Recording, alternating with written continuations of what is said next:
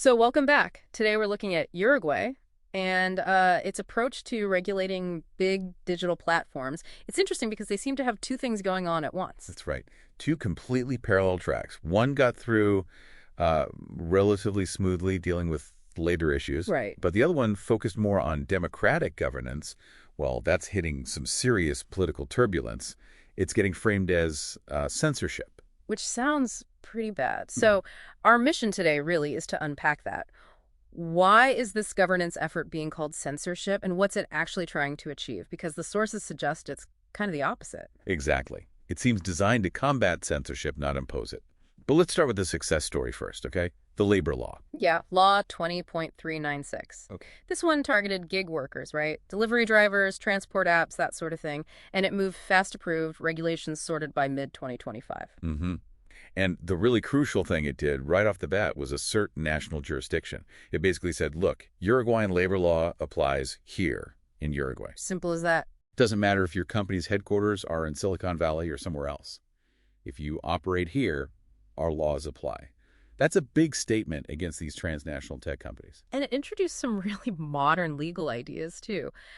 I was struck by the right to digital disconnection and this concept of digital reputation. Yeah, fascinating stuff. It formally defined algorithmic management, so acknowledging that software is making decisions about people's work. Which is huge. And yes, the intangibility of digital reputation. Think about your rating on a platform as a driver or whatever. That's now seen as a protected asset. So a bad, maybe unfair rating that stops you getting work that's now a legal issue. Precisely. It connects your digital footprint directly to your right to earn a living. It recognizes that harm. Okay, so that law established jurisdiction for labor, but moving from worker ratings to regulating, well, speech and information flow online, that seems like a much bigger jump. How did they get there? Well, that brings us to the second track. This one's driven more by civil society groups, pushing for what they call bases para una regulación democrática, a framework for democratic regulation. And this is the one being called censorship. This is the one. The narrative got flipped almost immediately. Political opponents jumped on the censorship label. But if you look at the framework's goals, it's all about platform accountability, transparency. And addressing the fact that, censorship is already happening, just not by the government. Exactly. It's happening through corporate decisions, often opaque ones, with little recourse for users. And we actually have a really stark example of that from the sources, don't we? The Sudestada case. Oh, yeah. That one's quite telling. Sudestada is an independent news outlet in Uruguay. Right. They published investigations, pretty serious ones, about alleged corruption in the justice system, and then Google just removed them. Removed them based on what? Anonymous complaints. And here's the kicker. Google cited legal frameworks from the U.S. or the EU to justify it. Wait, so they applied foreign rules inside Uruguay to take down Uruguayan journalism about Uruguayan issues. You got it. That's the core problem. It highlights this massive sovereignty gap, a foreign corporation making decisions about what Uruguayans can read with no local due process, no real appeal. That just screams lack of accountability, and that's the problem this second regulatory track is trying to fix. Right, precisely. Which is why the philosophy behind it is so important. It's not about telling platforms what content is allowed. Okay, so what is it about then? If not content, then what? It's about process. The framework actually leans heavily on UNESCO guidelines for platform governance. It focuses entirely on regulating the processes platforms use. How does regulating process stop Google, say, from taking down another Sudestada story next time? It forces transparency.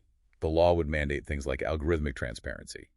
Platforms would have to explain how their systems promote, demote, or remove content. So no more black boxes making secret decisions. Exactly. And crucially, it mandates robust domestic due process. Proper appeal mechanisms within Uruguay for users who feel their content was wrongly removed or demoted. It's about fairness, accountability, not controlling speech itself. Okay, I think I'm getting it. So pulling it all together, this governance framework, the controversial one, it's essentially building on the ground won by the labor law. Yes. The labor law asserted territorial jurisdiction. Right. Now, the second track tries to use that jurisdiction to demand fair processes and accountability from platforms regarding fundamental rights, like freedom of expression. It's a rights-based response to unchecked private power. It's about digital sovereignty. Makes sense. It reframes the whole censorship debate. It does. But that leads us to maybe the biggest question, the final thought for you to consider. The legal framework itself might be sound, principled, but implementation is everything. What do you mean? Can Uruguay actually build the technical capacity needed? Can they stand up a regulatory body that's specialized enough, independent enough, to actually audit these incredibly complex algorithms? To enforce transparency mandates against global giants like Google or Meta. Exactly. Having the expertise and the autonomy to do that effectively, Yeah. that's the real challenge. It's not just about passing the law. It's about whether the state has the technical muscle to make it stick. That's maybe the real test for democratic regulation in the digital age.